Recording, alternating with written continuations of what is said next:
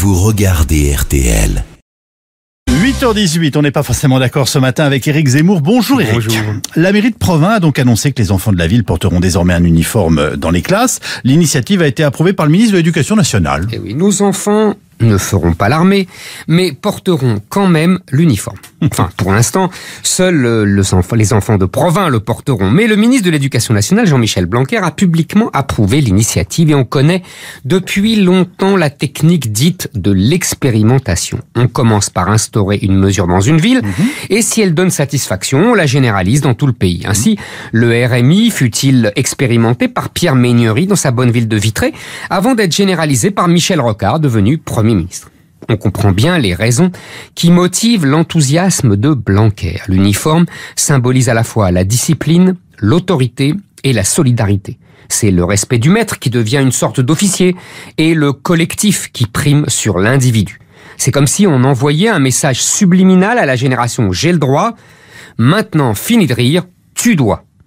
C'est par ailleurs un moyen efficace d'occulter les différences sociales qui s'expriment dans la mode vestimentaire et de tuer dans l'œuf les revendications identitaires des tenues islamiques.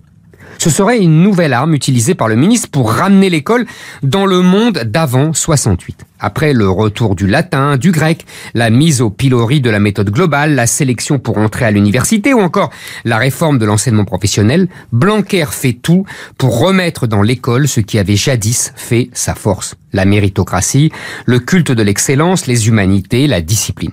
Ce combat obstiné qu'il mène en fait l'ennemi juré de tous les progressistes et de tous les anciens amis pédagogistes de Najat Vallaud-Belkacem et l'idole des parents.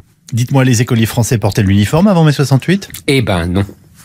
L'uniforme n'a jamais été porté par les écoliers français, même sous la Troisième République. Jusque dans les années 60, ils portaient la blouse, qui avait d'ailleurs les mêmes mérites et qui permettait en plus de ne pas salir ses vêtements. L'uniforme est porté dans les pays anglo-saxons, dans les collèges anglais ou américains, avec au revers l'écusson de l'établissement scolaire. Il a été adopté dans la plupart des anciennes colonies britanniques, d'Asie ou d'Afrique.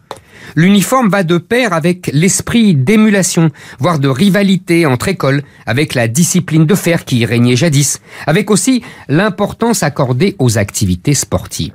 Toute chose largement inconnue dans la tradition scolaire française. C'est le paradoxe de cette idée d'uniforme, accueillie favorablement par tous ceux qui rêvent du retour de l'école de papa alors qu'elle n'en a jamais fait partie. C'est en vérité une habitude française depuis l'après-guerre. On l'a oublié, mais c'est déjà pour imiter les Américains qu'on a introduit en France la méthode globale d'apprentissage de la lecture, ou encore les activités d'éveil qui devaient arracher l'école française aux cours ex cathedra et aux leçons apprises par cœur. Tout ce dont on rêve de rétablir aujourd'hui. Il faut croire que le désarroi est tel face à ce qu'est devenu l'école que les Français sont prêts à tout accepter pour essayer de la sauver du naufrage. Le blues de la blouse avec Éric Zemmour.